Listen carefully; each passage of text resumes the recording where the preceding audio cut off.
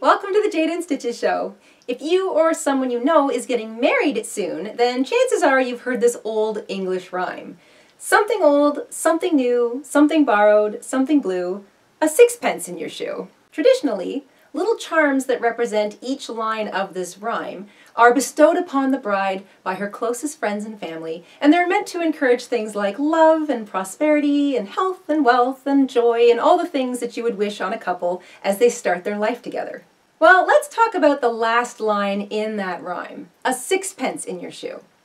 Speaking from personal experience, putting a coin in your shoe on what is one of the busiest days of your life does not a happy foot make. So turning it into some kind of wearable charm is a much more comfortable option. We've turned our coin into a sweet little wearable charm. It's about 3.5 centimeters or barely 1.5 inches across in diameter, and we've added a pin and a blue ribbon, blue for obvious reasons, to it so that you can pin it to the inside of your gown, maybe your garter belt, your shoes if they're a little on the strappy side, or you can attach it to your bouquet, which is where a lot of these little charms wind up anyway. And now the sixpence part. Most of us can't get our hands on a sixpence, so we're going to use a penny for this project. In fact, you may even have heard the variation on the rhyme which goes, a penny in your shoe, or a silver penny in your shoe. I'm Canadian, and here in Canada we actually stopped using pennies a little while ago. So to all my Canuck friends, if you can't get a hold of a penny, then a silver dime will do just fine. And if the coin you're going to use for this project is a little on the old and possibly grungy side, then I recommend you put it in a little glass with some vinegar and salt for a couple of hours. It'll clean right up, and then you can use it in this project. So let's grab our crochet thread, grab a steel hook, we're going to head on over to the craft table, and we're going to stitch up a new family tradition, the bride's lucky penny charm, together.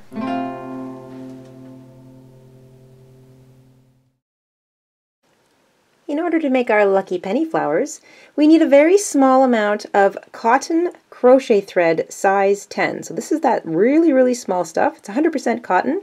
You need about 8 to 10 meters of it. We're going to be using a very small hook today.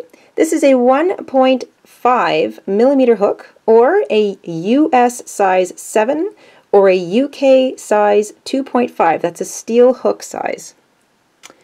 You want a needle with an eye large enough that your crochet thread can pass through it, so a little needle.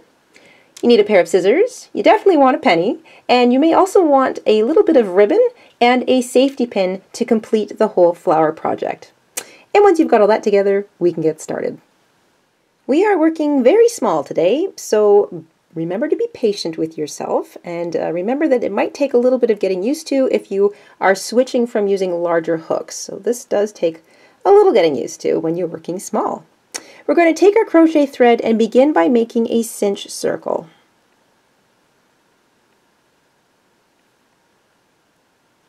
Once you've chained one to secure your circle, you're going to chain 3 more, and this chain 4, so there's 4 chains in total there, is going to count as a treble crochet. So we're going to be using the treble crochet stitch, which is a lot easier to use when you're working small. We're going to treble crochet, so remember that's 2 wraps around your hook to start, into that little circle we made, so all the way into the circle.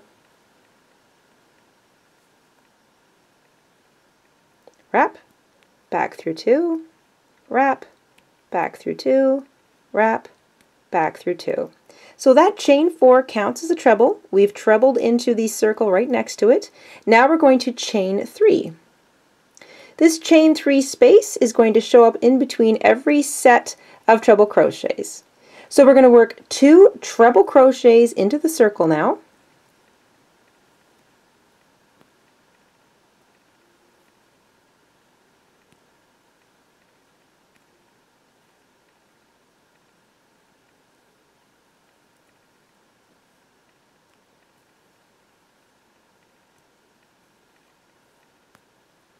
And then chain 3 more.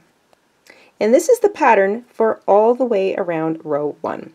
You've got a set of treble crochets, and each set is 2 trebles separated by 3 chains.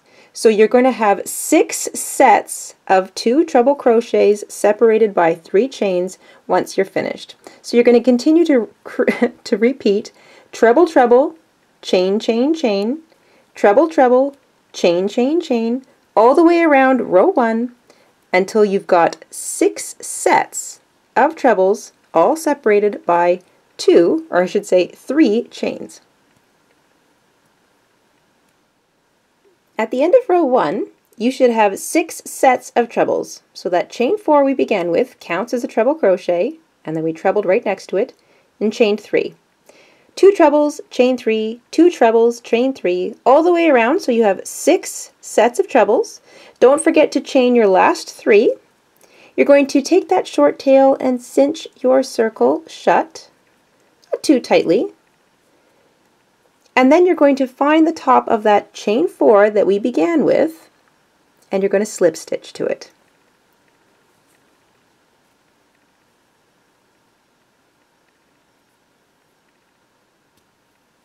There. That is row 1 and side 1 complete. You're going to snip your thread, fasten off,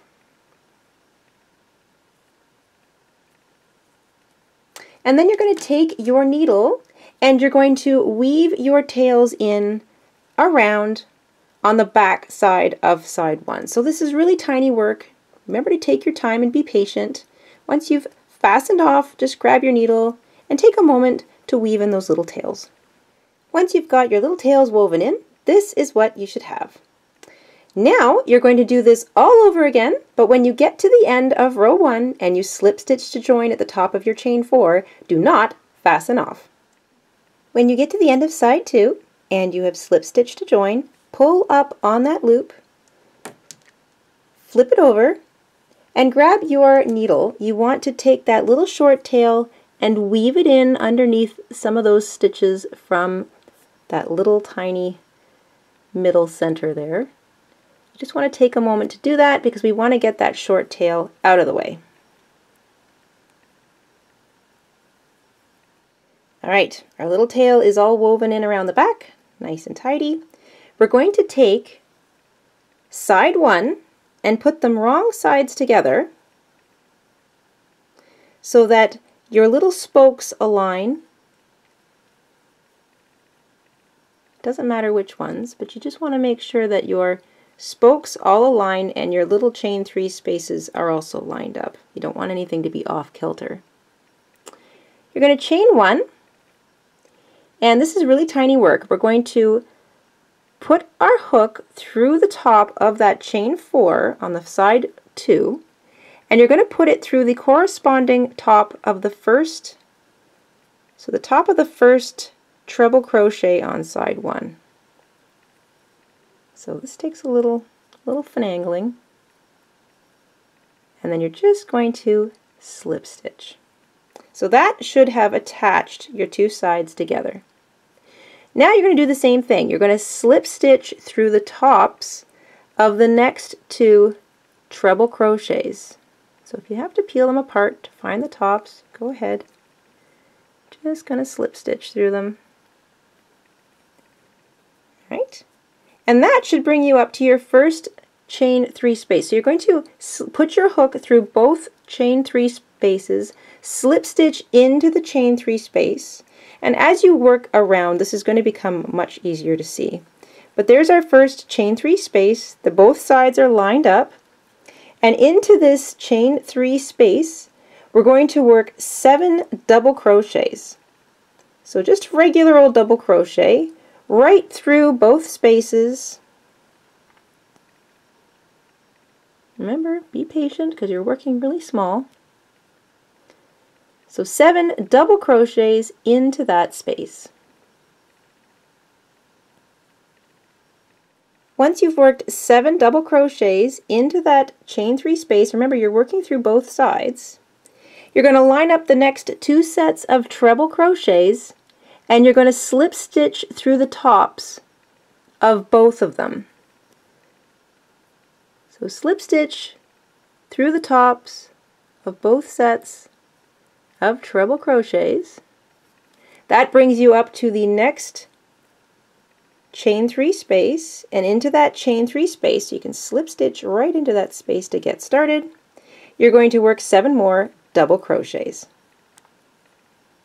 Once you've got 7 double crochets worked into that chain 3 space, you're going to repeat once more. So you're going to slip stitch across the next 2 sets, so the next 2 treble crochets, make sure you get both sides, and then into the next chain 3 space, and you're going to work another 7 double crochets into that chain 3 space. And remember to be patient.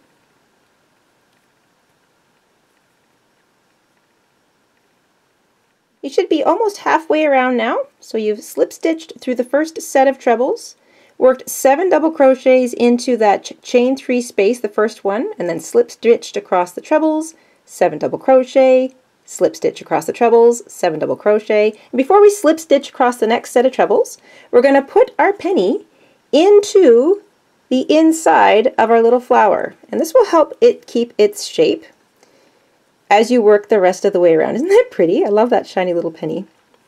Alright, once your penny is inside, you can continue this little pattern of slip stitching through both of those 2 treble crochets and then slip stitching into the next chain 3 space and working 7 double crochets into it.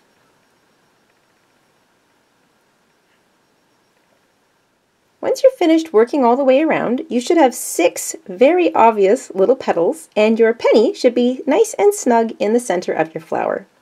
To finish off this row, we're just going to slip stitch through the top of the first 2 treble crochets that we began this little joining row with.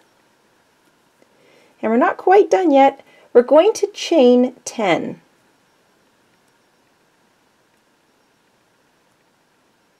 Once you've chained 10, you're just going to slip stitch back into the top of the same 2 treble crochets. We're just creating a little hanger here for ourselves.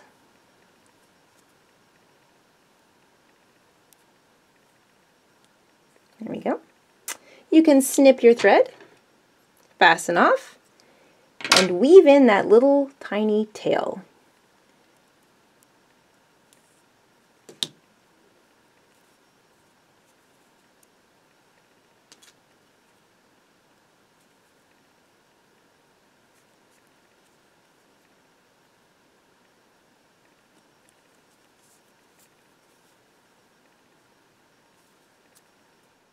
Once you've woven in your little tail, you're done. Now, if you're going to attach this to a bouquet or the inside of your gown, then you've got a couple options. You can just use a tiny little safety pin, and you can work that safety pin right through that little hanger, and that is a nice, tidy little way to attach it to the inside of your dress or to your little bouquet, or you can tie it in with some ribbon, and I like to use a little bit of blue ribbon just because it's sort of part of that little rhyme. Something borrowed, something blue. You can tie a little knot, and if you're worried about it coming undone during the course of the day, you can also use the safety pin, but that's entirely up to you.